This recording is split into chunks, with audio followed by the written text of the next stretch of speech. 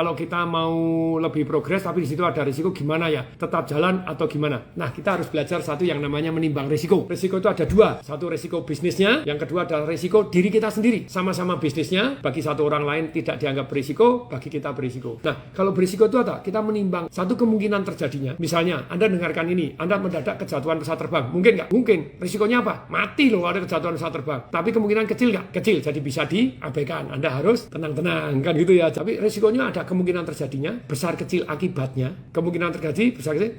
Yang ketiga ada positif atau negatif. Anda mendengarkan saya tetap on di sini. Apa risiko positifnya? Oh, terinspirasi Pak, saya jadi lebih sukses, lebih kaya. Very good. Jadi ada risiko positifnya juga. Kemungkinan terjadi besar Pak kalau saya terus belajar dan mau take action. Nice, silakan terus belajar dan take action. Jadi Anda nimbang risiko diri sendiri. Anda setelah menimbang kemungkinan besar kecilnya terjadi, misalnya operasi jantung, kan ada risiko matinya tuh. Tetap jalan atau tidak? Ya Anda timbang, perlu atau enggak? Perlu atau enggak? Risikonya berapa besar? Salah satu contoh, oh sudah tanya 4 dokter Pak, bahkan ini ahli stent. Stent itu tidak mau operasi, paling diring. Itu pun sudah ngomong, harus operasi. Nah, Anda kan menimbang risiko di situ toh. Kemungkinan terjadi mati karena serangan jantung berapa cepat dan berapa besar? Dokternya bilang, anytime. Anda ngomong-ngomong dengan saya, Anda bisa serangan jantung di depan saya, dan saya walaupun dokter jantung, saya tidak bisa membantu Anda. Berarti risikonya gede sekali, dan waktunya cepat sekali. Bahaya. Nah, kalau dioperasi, kemungkinan matinya? Ya 100% Pak, tuh nggak tanya. Loh kok 100%? Semua orang kan pasti mati. Enggak, ya, pasti mati karena operasi gitu loh. Kalau mati karena operasi sekarang kecil Pak, tuh operasi jantung lebih mudah daripada nanganin kanker lever.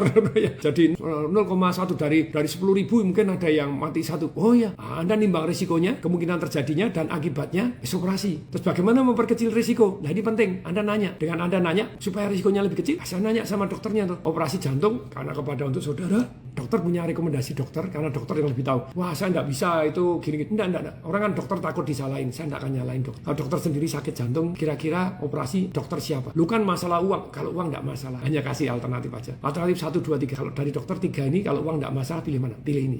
Oke. Kenapa tidak? Jadi, kita memperkecil risiko dengan terus kita bertanya. Ya. Menimbang. Jadi progres di situ ada risiko. Anda duduk aja ada risiko, dengerin saya juga ada risiko. Risiko ingat ada 3 yang perlu ditimbang, positif atau negatif. Yang kedua apa? Kemungkinan besar kecilnya terjadi. Yang ketiga, besar kecil akibatnya. Nah, kalau Anda salah mengambil keputusan hanya dengan, oh jangan itu istrinya. Itu saya tetangga saya dioperasi mati loh. Kalau dioperasi kalau mati gimana? Kamu mau tanggung jawab nggak? Loh, saya yang bantu bayarin masih suruh tanggung jawab kalau mati. Orang itu memang cari enaknya sendiri. Ya sudahlah, nggak usah dioperasi, nggak apa-apa. Kalau mati kamu yang tanggung jawab ya, gantian dong.